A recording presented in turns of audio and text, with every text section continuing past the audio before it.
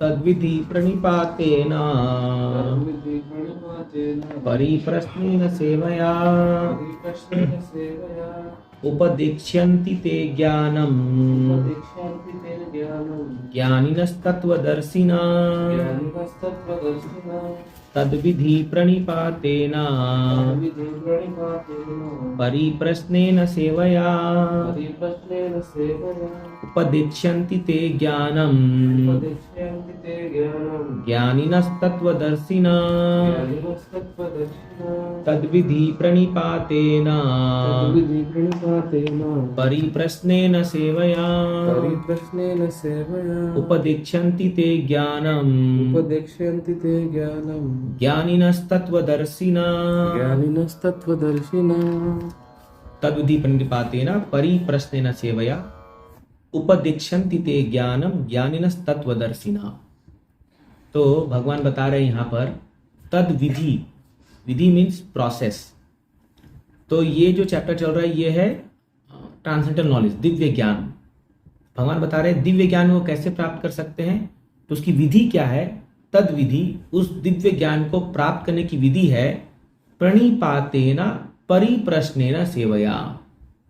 प्रणिपातेन means first surrender, surrender कीजिए। हाँ, फिर एक्चुअली ये परिप्रश्नेन सेवया, तो सेवा कीजिए और फिर प्रश्न पूछिए।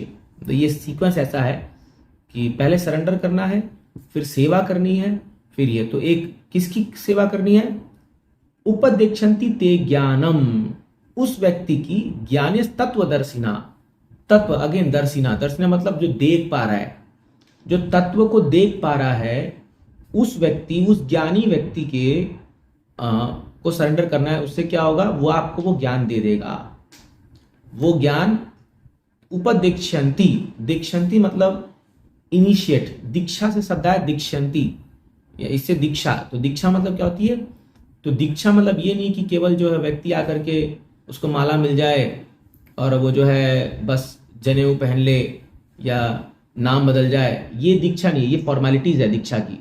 और एक्चुअल दीक्षा क्या है, जब गुरु से शिष्य आध्यात्मिक ज्ञान रिसीव करता है, वो ज्ञान को वो अपने हृदय में धारण करता है, जब वो आध्यात्मिक ज्ञान प्राप्त करता है तब एक्चुअल दीक्षा होती है। हाँ, तो दीक्षा करे, शिष्य करे आत्मसमर्पण।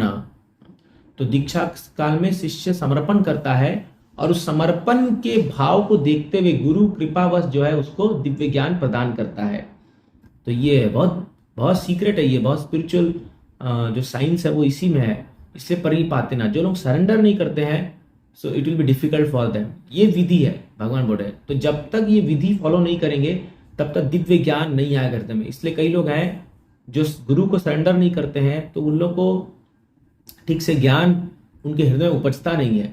और क्योंकि दिव्य ज्ञान नहीं है तो वो भक्ति में स्लैक पड़ जाते हैं, भक्ति में जो है वो बहुत कमजोर हो जाते हैं। क्यों, क्योंकि अभी तक वो दिव्य ज्ञान उतरा नहीं है उनके शरीर में या उनके चित्त में उतरा नहीं है वो। और वो क्यों नहीं उतरा है, उसका कारण यही है, कहीं ना कहीं सेवा में या सरेंडर में कमी है। तो जहाँ अगर सरेंडर और सेवा में कमी रहेगी तो फिर क्या होगा, हमारा जो वो दिव्य ज्ञान है वो उतरेगा नहीं और अंदर खोखला रहेगा। भले ही बाहर से हम कितना भक्ति कर रहे होंगे, अंदर खोखला रहेगा। तो ये स्पिरिचुअल नॉलेज है, इसको प्राप्त करने की एक प्रोसेस है, हर एक को वही फॉलो करना है, इसमें कोई शॉर्टकट नहीं है। गुरु महाराज कहते थे कि there is no shortcut in spiritual life, you can not do that. आपको जो बताया गया है वही फॉलो करना पड़ेगा। मंगल आरती जप करना, भागवतम पढ़ना, है ना, भगवान की सेवा करना, मंदिर आना, भक्तों से मिलना, ये जो सारे जो विधि हैं, ये सब चीजें ये बनाए गए हैं ताकि हम लोग भक्ति में आगे बढ़े। अगर कोई इसको फॉलो नहीं करेगा तो फिर वो दिव्य ज्ञान उतरेगा नहीं अंदर, और फिर जो है वो भक्ति उसकी खोखली रहेगी। तो इसलिए बहुत इंपॉर्टेंट श्लोक है कि हाउ टू अप्रोच अ गुरु।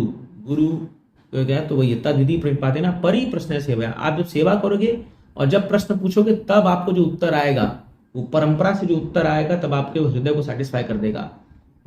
तो इसलिए ऐसे तत्वदर्शी व्यक्ति को ढूंढ करके उसके पास जा करके उसको सरेंडर करके उससे प्रश्न पूछने से ये तब हमको ये दिव्य ज्ञान प्राप्त हो सकता है। Thank you. हरे कृष्णा।